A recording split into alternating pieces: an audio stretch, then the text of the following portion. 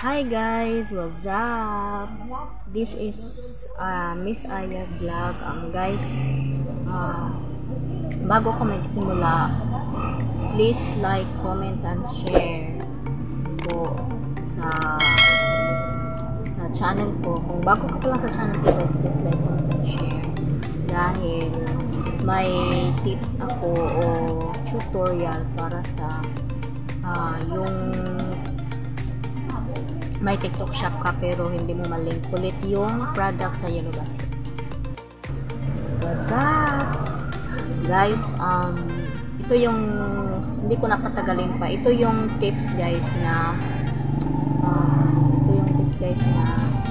kung mayroon kang TikTok shop tapos mag-post ka ng product na hindi mo na malink, hindi mo na mailagay yung Yellow Basket.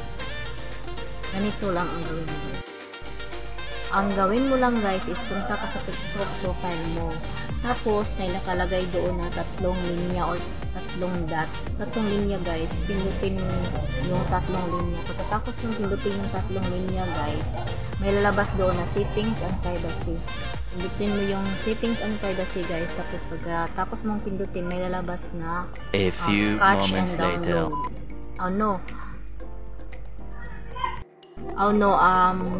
Free apps guys, free apps space. So pindutin mo yung free app space guys, tapos may lalabas doon na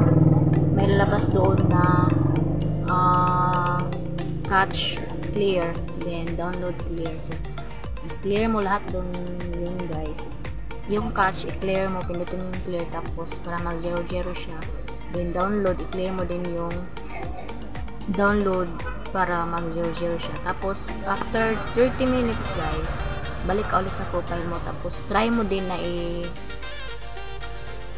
rin na mag-post ng product sa TikTok shop mo kung malink mo na yun ba, ma-effective ba yung sabi ko na malink mo ulit na yung Yellow Basket mo.